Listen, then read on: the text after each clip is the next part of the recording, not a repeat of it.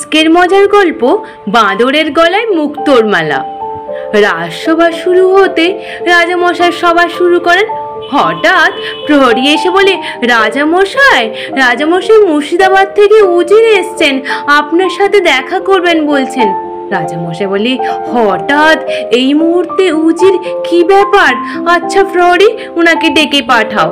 উজির এসে বলে, রাজামশাই খুব বিপদে পড়েছি রাজামশাই। রাজামশাই বলে, কেন উজির, কি এমন ঘটনা ঘটলো?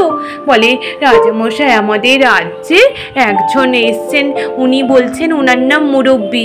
উনি এসে একদম নবাবকে বশ করে নিয়েছেন, আর ওনার কথা মতো নবাব সবার উপরে রাগ দেখাচ্ছেন আর বাজে ব্যবহার করছেন, কারোর কোনো কথা শুনছেন না। কি করব সেই উপায়টাই খুঁজে পাচ্ছি না রাজামশাই, আপনি আমাকে একটা উপায় বলে দেন। এই কথা শুনে রাজামশাই বলে, মন্ত্রী তুমি তাহলে কোনো একটা উপায় বলো। মন্ত্রী মশাই বলে, আমি উপায় বলবো? আমি তো কোনো উপায় খুঁজে পাচ্ছি না রাজামশাই। অমনি রাজামশাই বলে, গোপাল তুমি তাহলে কোনো একটা উপায় বের করে দাও। গোপাল বলে, আচ্ছা উজির মশাই, ব্যাপারটা খুলে বলুন তো, কি কি ঘটনা ঘটেছে। অমনি উজির মশাই বলতে থাকে। উজির মশাই বলে, একদিন হঠাৎ একজন ব্যক্তি এসে পৌঁছায়। উনি এসে উনার পরিচয় দেন যে উনি মুরব্বি বলে।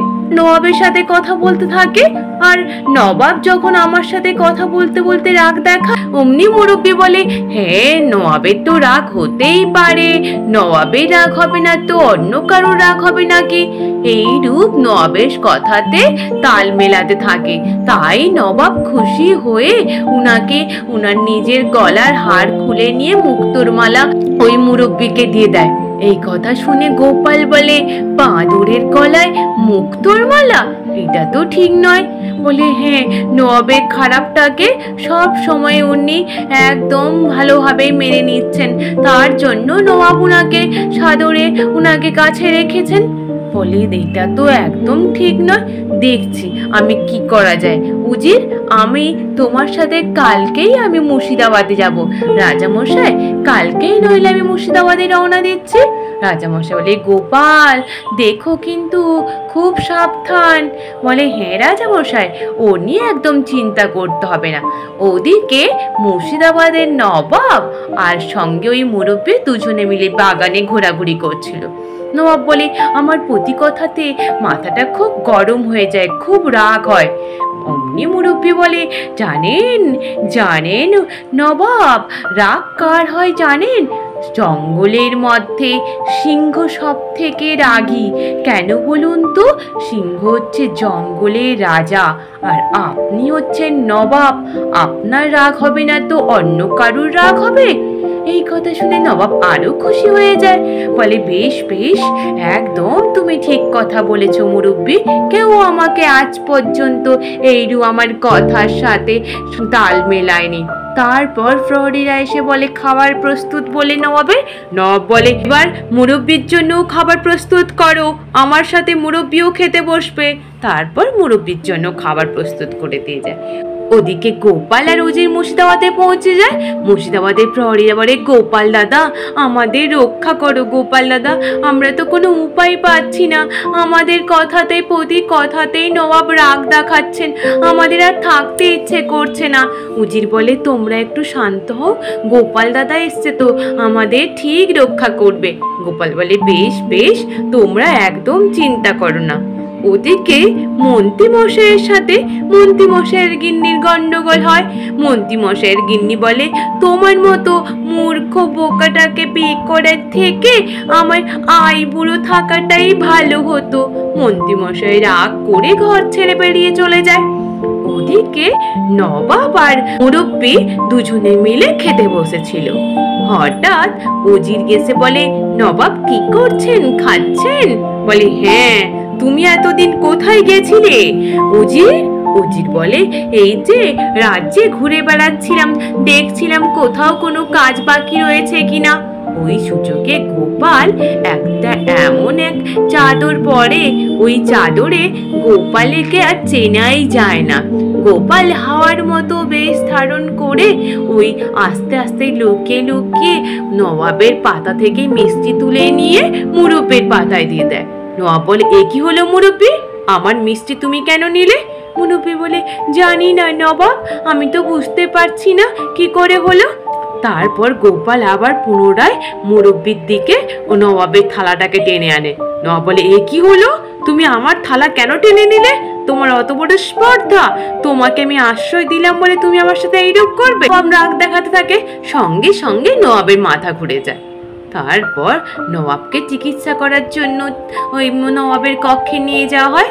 ওদিকে গোপাল ওই জাদুকর চাদরটা গা থেকে খুলে ফেলে বলে, এই যে মুরব্বি, খুব তো নবাবকে বসে এনেছিলেন, এবার তোমায় আমি দেখাচ্ছি মজা।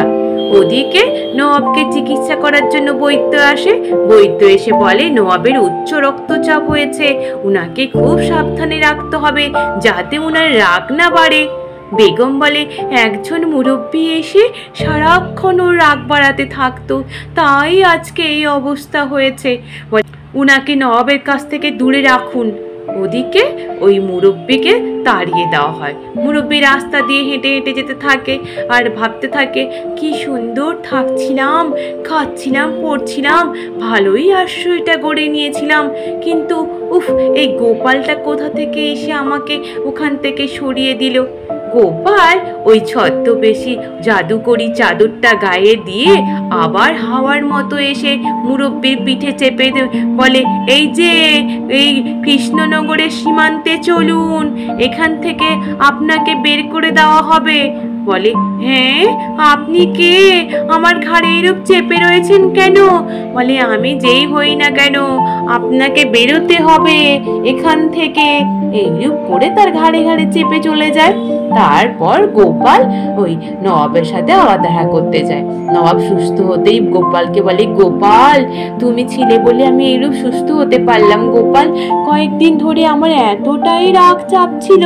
বলে, নবাব, আর আপনার চিন্তা করতে হবে না, মুরব্বিকে এই মুর্শিদাবাদ থেকে তাড়িয়ে দিয়েছি, আপনি নিশ্চিন্তে থাকুন।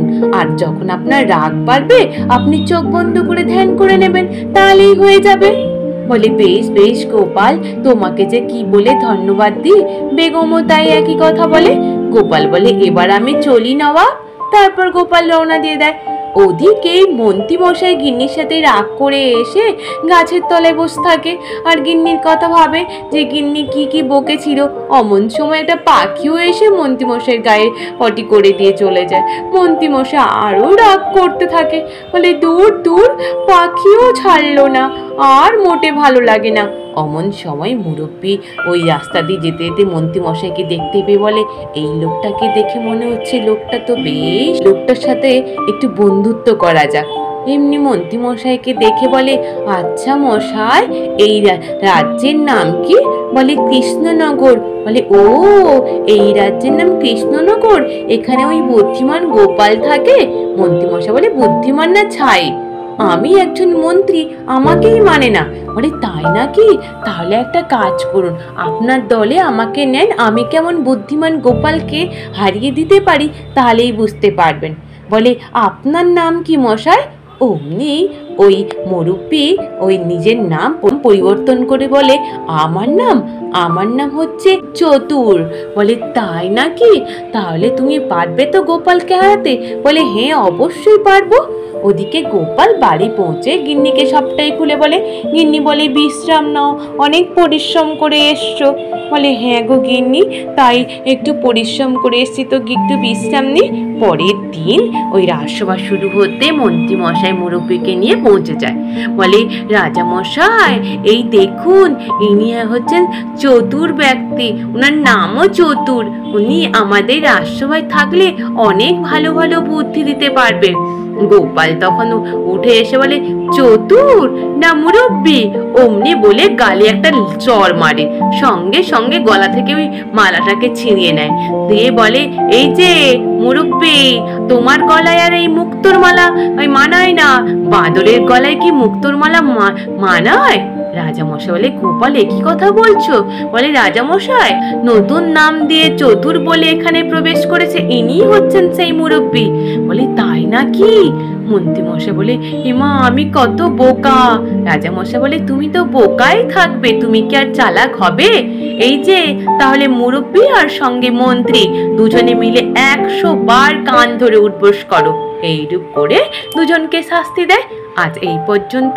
নিশ্চিত তোমাদের সকলে ভালো লেগেছে। আর যদি ভালো লেগে থাকে তাহলে একটু লাইক আর সাবস্ক্রাইব করে দিও। আর তোমরা সকলে ভালো থেকো, কেমন? টাটা।